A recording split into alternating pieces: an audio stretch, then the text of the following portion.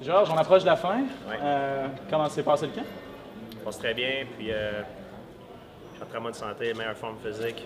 Et encore une fois, je suis au meilleur que j'ai jamais été. Je suis vraiment hâte au combat. On a parlé beaucoup de boxe. On dit que Diaz que sa boxe est excellente.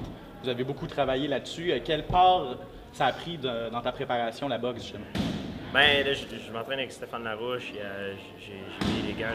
J'ai travaillé beaucoup avec Luciane Buté, Jojo Dan. C'est des gauchers. Puis des gauchers non seulement des vrais boxeurs, des niveaux mondiaux, des meilleurs au monde. Donc, je vais être vraiment très bien préparé. Là. Je suis habitué de voir les coups à Luciane. Quand Luciane il me frappe, ça ne sera pas l'ex-Diaz. Alors, côté boxe, je vais être bien préparé pour ça. Est-ce que ça t'a posé des ennuis d'affronter des gauchers de ce calibre-là? Mais un gaucher, c'est différent. Mais moi, pour ma part, les gens ne savent pas. Moi, je viens du karaté. Alors, on est habitué de travailler des deux côtés égal. Et j'ai pas vraiment de problème avec ça. En quoi tu es meilleur aujourd'hui à la boxe que tu l'étais? Je suis meilleur d'une façon générale. Je suis revenu de ma blessure. Mon premier combat, c'était vraiment spécial parce qu'il fallait que je me remette en forme. C'était tout un processus. Tandis que là, j'étais déjà en forme après le combat. Je m'avais battu le 17 novembre contre Carlos Condit. Le mercredi d'après, j'étais dans le gym en train de courir avec mon entraîneur Marc Élie et Pierre. Marc Élie sur la piste de Saint-Claude Robillard. Alors, j'étais déjà en forme. J'ai pas perdu la forme depuis mon dernier combat. Tu peux aller en détail un peu sur les rounds que tu as fait avec Luciane? Comment tu as aimé ça? Qu'est-ce que tu as trouvé de particulier? Ouais, j'ai travaillé beaucoup avec Luciane. Luciane et Jojo Dan, beaucoup, en côté boxe. C'était mes deux partenaires d'entraînement quand je faisais juste de la boxe. Puis Stéphane, c'est lui qui coordonnait, qui gérait le training. Ça a été vraiment une belle expérience. En fait, ça a été une belle expérience. J'ai pas aimé l'expérience parce que j'ai mangé pas mal une volée en boxe, mais c'est deux boxeurs qui sont bien meilleurs que moi. Mais je pense, côté préparation, ce que j'ai appris de cette expérience-là, ça a été un plus. Puis ça m'a fait devenir beaucoup meilleur. J'ai grandi de cette expérience-là. J'ai appris beaucoup de Luciane et de Jojo Dan. Après ton combat avec Carlos Condit, on a tous été un peu surpris de voir à quel point tu as signé rapidement pour remonter aussi rapidement à l'octogone. Est-ce que c'est une décision aujourd'hui avec laquelle tu es correct? Oui, je suis correct parce que j'ai été longtemps. C'est un peu pour le respect aussi parce que j'ai été à l'extérieur de la compétition pendant longtemps. Puis ça fait longtemps que j'ai pas monté dans l'octogone. Je me sentais un peu comme forcé et obligé. Pas nécessairement envers moi. C'est pas une question d'argent non plus ou envers les fans. Vraiment, mes adversaires, j'avais 2 combats à donner. C'était dans ma tête, je voulais faire 2 combats back-to-back, bang-bang. Pas clairé, comme on dit, mais je veux pas avoir l'air prétentieux, mais j'ai du travail à faire, tu sais, si je veux garder ma place au top. Puis j'avais 2 combats à prendre back-to-back. C'est pour ça aussi. Puis il y a des gars qui attendaient, ça faisait longtemps. Alors c'était un peu pour le respect aussi de mes adversaires que j'ai fait ça. Diaz est reconnu comme le gars dans l'UFC qui décoche le plus de coups. Il a le record du nombre de coups tentés dans un round. Quand tu as fait du sparring avec Luciane et Jojo, est-ce qu'ils ont réussi à recréer ce style-là, de toujours être constant sur toi, t'attaquer sans arrêt? Oui, Stéphane, il m'a fait beaucoup travailler. C'est beaucoup, par exemple, des 3 rounds. En boxe professionnelle, c'est le pace, le rythme, il est un peu plus lent par rapport à ces 12 rounds en boxe professionnelle. Mais quand j'ai fait, par exemple, hier, j'ai travaillé avec Luciane Buté. Puis Stéphane, il a demandé de mettre beaucoup de pression. Puis c'était 3 rounds de 3 minutes. C'était vraiment dur. C'est comme un combat de boxe olympique. Là. Il y avait des coups qui arrivaient de partout. Là. Donc, j'étais habitué de me battre d'une intensité très grande. En plus, dans mon sport, il n'y a pas juste la boxe. Il y a les pieds, les poings, les genoux, les coudes, les projections. Il y a tellement de choses à vérifier. Mais côté boxe, là, j'ai vu ce qu'il y avait à voir. Puis je suis vraiment très bien préparé. Je suis très confiant. On connaît tous ton histoire avec Nick Diaz. Est-ce que tu as eu un travail mental à faire pour ne pas être trop énervé quand tu vas rentrer dans l'octogone? Ça, c'est pas la première fois que ça m'arrive de me faire insulter. Presque tous mes adversaires l'ont fait auparavant. Josh Koscheck, Dan Hardy. Je les nommerai pas tous, là, mais ils l'ont tous fait. Puis c'est pas juste ça. J'ai grandi, le monde me connaissait un peu mon passé. J'ai grandi à l'école, je me faisais battre à l'école. Par les plus vieux, j'étais victime d'intimidation. C'est quelque chose que j'ai vécu durant toute ma vie. C'est pas maintenant que ça va me déranger plus qu'avant. Alors, je suis habitué de dealer avec ça, cette affaire-là. On a l'impression que c'est la première fois que tu as quelque chose de personnel avec un autre combattant, contrairement aux autres. Est-ce que ça, justement, ça peut causer problème? Est-ce que l'émotion, écoutez, la technique... il y a une affaire que vous comprenez. Là. On a un sport de full contact. La façon de promouvoir, c'est un sport de full contact, c'est un sport de combat. L'accent est mis pour promouvoir le combat, ça prend une histoire pour que les gens accrochent. Moi, c'est bon, moi, je suis pas un comédien, je joue pas le jeu du gars qui est, regarde, je suis comme je suis, j'essaie pas de jouer le jeu de quelqu'un qui... C'est sûr que je veux que le monde regarde le combat, je veux le vendre le combat, mais je suis pas fâché avec Nick Diaz. La vérité, c'est qu'on veut tous être le meilleur au monde. Il peut avoir seulement qu'un champion. C'est à cause de la situation dans laquelle on est mis dedans qu'on a de la rivalité, moi et lui. Si tu enlèves ça, ou par exemple, on va se battre, là, par exemple, le 16 mars, puis on se rencontre dans 10 ans, ou dans 5 ans, je suis sûr et certain qu'on va se serrer la main et on va se parler du bon vieux temps. C'est juste le fait, c'est une compétition qui est très dure. Ça peut affecter notre santé par rapport à un sport de full contact. Donc c'est très sérieux, c'est très dangereux en même temps. Puis ça crée beaucoup de tension entre les combattants. Et c'est aussi une question d'orgueil, de masculine. C'est un combat, c'est très... c'est testostérone, beaucoup viril, exactement. Donc c'est un peu tout ça qui fait en sorte que... Bon, l'histoire que moi je suis fâché, puis que j'ai pété les plombs, puis tout ça, oui, OK, il m'a insulté. C'est un combat que je voulais aussi, ça fait longtemps que je l'attendais, mais écoutez, c'est pour cette raison-là. C'est qu'on veut tous être champions, il y en a juste un qui peut l'être. Georges, le combat co-principal de l'événement l'UFC 158, ça va être Carlos Condit contre Johnny Hendricks.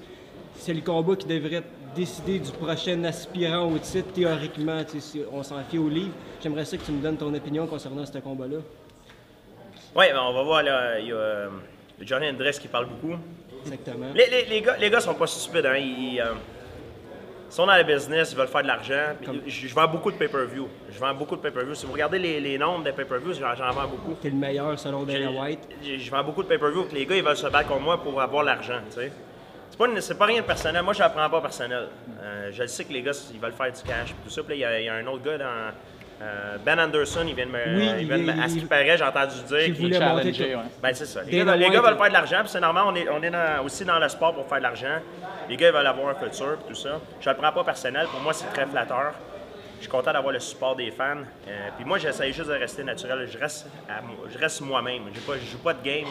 Ce que vous voyez, c'est authentique. C'est la méthode Chelsonen. Ouais, ben moi je suis authentique. Je joue pas de game. Je reste fidèle à moi-même. Puis ce que vous voyez, ben, c'est ce que je suis. Justement, Georges, tu as participé dans beaucoup de gros combats. Pour Nick, ça doit être son plus gros combat sûrement en carrière. Penses-tu que tu as un avantage mentalement avoir déjà été là? Mais Nick, il s'est battu aussi au Japon. Il s'est battu un peu partout dans le monde. Hein? Il a beaucoup d'expérience. Je ne sais pas si je vais avoir un avantage, mais moi, ma confiance vient du fait que je suis de la façon que je me prépare. Puis je vais vous dire un truc, je suis vraiment très bien préparé. Là. Je suis le mieux préparé que j'ai jamais été pour un combat. Je suis vraiment confiant à cause de ça. Je vais aller dans l'octogone.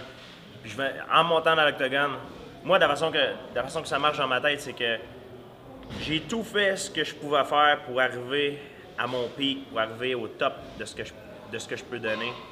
Que je gagne, que je perds, moi je crois que c'est pas moi qui décide ça. Je crois que c'est pas moi qui décide ça. C'est entre les mains de Dieu, comme on dit. Puis moi, je me suis préparé le mieux que je peux. Puis le reste, ben, c'est comme quand on joue au golf, là, la balle est déjà dans les airs, puis c'est pas moi qui contrôle ça. Moi, j'ai contrôlé tout ce que je devais contrôler, puis le reste, c'est comme un automatisme. Quand tu es dans le ring, tu penses pas. Quand tu es dans l'octogone, tu penses pas. C'est automatique. Tu es sur le cruise control, puis tu t'en vas, puis c'est ça. Nick Diaz a défrayé la manchette de la dernière semaine. Il est passé à ça, comme on dit, de perdre sa chance de t'affronter. En quoi ça a dérangé ta préparation? Ah, ça, tu vois, j'ai pas eu vent de cette nouvelle-là. Mes partenaires d'entraînement et mes entraîneurs, ils me l'ont bien caché. C'est quoi qu'il a fait encore? Parce qu'il s'est pas présenté encore une fois à 3 entrevues pour le UFC Prime Time. Pour être honnête avec toi, c'est à cause que Nick Diaz s'est pas présenté. Le 14, il s'est supposément pas présenté, ou il est arrivé en retard, puis ils n'ont pas pu tourner le countdown comme ça. Fait que Dana White a supposément dit qu'il était à 2 doigts d'enlever Nick Diaz de ton combat. Oh my God. J'espère qu'il va pas l'enlever parce que là, je me suis préparé très fort. Là. Il se remet à la dernière. Justement, c'est vraiment, il est frustré après Nick Diaz. Laissez se battre contre moi, tu vois, je vais régler le problème. Si tu te retrouves dans une situation comme John Jones, puisqu'à 8 jours du galop, on te demande de changer d'adversaire. Ça dépend à quel adversaire. Parce que moi, je me suis entraîné, je me suis préparé spécifiquement pour un type d'adversaire qui est Nick Diaz. Ça dépend contre quel type d'adversaire. Tu comprends ce que je veux dire? Je comprends aussi la décision de John Jones, ça dépend de... Tu peux pas... Johnny Hendricks. T'as beaucoup sur la ligne. T'as beaucoup d'argent, t'as beaucoup sur la ligne. Là. Perdre tout ça, le monde il chiale tout ça. Là. Regarde, John Jones, il est encore champion, puis il est au top. Là, si on remplaçait Nick Diaz par Johnny Hendricks, ce serait vraiment un désastre parce qu'on parle faudrait que j'en parle avec mes entraîneurs, tout ça. Sans dire un désastre, c'est deux gauchers. Un, c'est un lutteur, l'autre, c'est un petit peu... Faudrait que regarde, j'ai pas pensé à ça du tout, puis j'y pense pas, puis j'espère qu'il va se pointer au combat. Parce qu'il reste une grosse semaine d'obligations médiatiques là, avant le combat. Ouais. Est-ce que ça te stresse qu'il se présente pas et que finalement on tire la plug? Là? Non, il va se présenter. C'est impossible. Ça serait inconcevable qu'il se présente pas. C'est le gars, c'est un combat. S'il va faire de l'argent, il va être peut-être bien pour le reste de sa vie à cause de ça. S'il se présente pas, c'est qu'il est vraiment imbécile. Là. Mais c'est pas un gars qui est imbécile. Je l'ai observé, je l'ai étudié. C'est pas un gars qui est imbécile. Il est bizarre, il est unorthodoxe. Il a des problèmes de comment il gère son stress, d'anxiété. Mais c'est pas quelqu'un qui est imbécile. Et comment t'expliques? Est-ce que c'est si pire que ça, faire des entrevues puis filmer des UFC Countdown, Prime Time? Est-ce que c'est si un gros fardeau que ça pour que lui se présente? On a chacun nos problèmes, chacun nos cicatrices, comme on dit. Il y a peut-être des problèmes dans le passé, je sais pas. On a chacun nos problèmes. Moi, je connais pas sa vie par cœur. Je sais pas pourquoi il y a des problèmes avec ça. Mais c'est clair qu'il y a un problème au niveau de l'anxiété. Il contrôle mal son anxiété. Tout ça, quand il est en face de la caméra, il n'est pas le même. Mais ça, c'est à lui de travailler là-dessus. Là. Moi, je peux pas rien faire là-dessus. Moi, la seule chose que je fais, c'est que je me prépare, puis je contrôle les choses que je peux contrôler. Puis je vais être prêt le 16 mars pour l'affronter. En tout cas, Coupe d'autres questions, s'il vous plaît. Écoute, moi je te trouve poli là, quand tu dis que c'est pas un imbécile, parce que nous autres, on l'a interviewé en conférence de presse, ça parlait d'une 100 watts. Comparativement à ton ancien adversaire qui avait l'air d'un gars cérébral, plus posé, plus comme toi, est-ce que ça devient un peu insultant justement pour les gars qui essayent de vendre ce sport-là de façon intelligente, puis tout ça, puis travailler fort, puis de voir un gars qui se présente pas, sérieux, pas sérieux, puis après ça, en plus, il y a une chance de venir t'affronter. Tu sais, quand on parle de vendre le sport, si on parle de vendre des billets, je crois que le combat de Nick Diaz va vendre encore beaucoup plus de billets puis il va vendre beaucoup plus de pay-per-view que n'importe quel autre combat par rapport à c'est le combat que les gens voulaient voir. Je veux dire, vendre le sport, Nick Diaz va vendre le sport beaucoup, mais pour l'image, c'est vrai que c'est pas bon. C'est pas bon pour le sport. Je vais tout faire en mon pouvoir pour que ce gars-là soit pas champion, que ce soit moi qui reste à la tête.